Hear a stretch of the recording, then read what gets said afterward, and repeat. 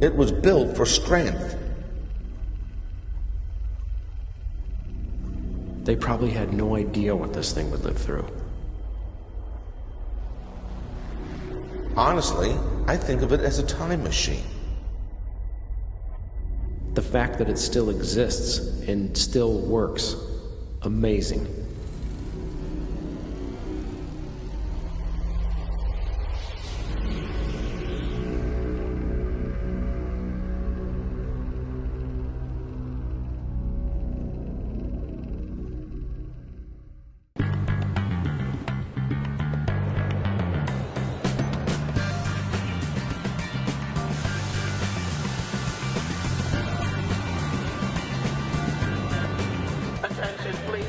Grand Central Terminal, one of the busiest transportation hubs in the world.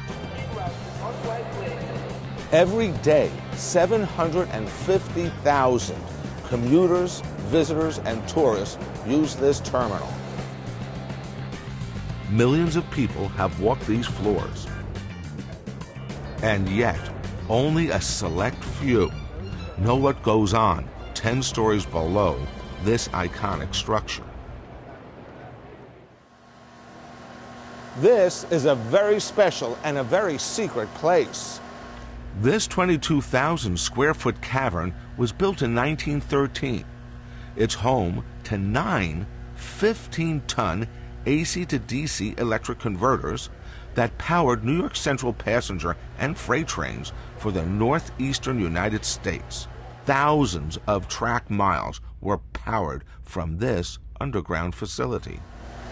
And above it all is this Whiting crane that helped power the entire rail system on the Northeast Corridor since the 1920s. And it has seen a lot of history. As the U.S. was entering World War II, this facility was manned by Army snipers. The rail lines powered from here were critical to the war effort, a strategic fact recognized by Adolf Hitler, who was informed of the facility's existence by a German spy. In 1942, he sent several saboteurs to our shores aboard German U-boats. Their mission? Infiltrate this facility and simply throw handfuls of sand into these gigantic rotary converters.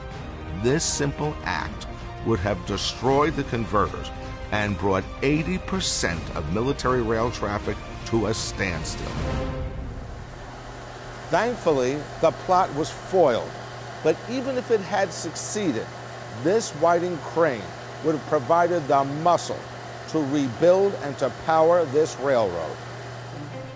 Following World War II, the crane played an important role in key upgrades, including the removal of old converters and emplacement of new rectifiers, feeders, transformers, and generators in the early 1990s.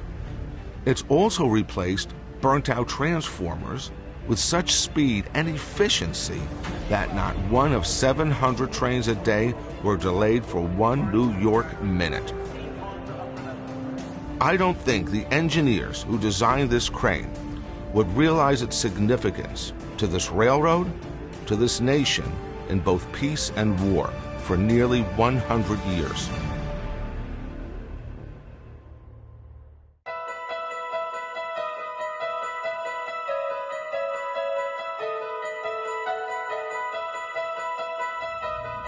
These early designers in the crane industry, they were the true pioneers in custom-built overhead cranes. They knew what they were doing. Looking at this blueprint, I can see that this crane was custom-built for the New York Central Railroad. You know, it may surprise a lot of people to find a Whiting crane that's still running strong after almost 100 years. But not me. That's what those cranes were designed for. That's what Whiting Corporation still represents today. Custom-built cranes, made in America, that literally lasts a lifetime. Those old rail lines in the Northeast, they were supported by Whiting overhead cranes and railcar lifts. Today, our custom cranes and railcar lifts are literally everywhere. We like to say that we lift American industry from the ground and from the air. In the 1900s, these cranes were hand-built by the highly skilled engineers and craftsmen of that day. And it's really no different at today's Whiting Corporation. We have in-house engineering and in-house manufacturing right here in the United States. Whiting Corporation builds railcar lifts and custom cranes for power plants, automotive factories, metro transportation hubs, NASA. The technology has evolved, but the reliability and strength are still hallmarks of the brand. 85 years for a Whiting crane?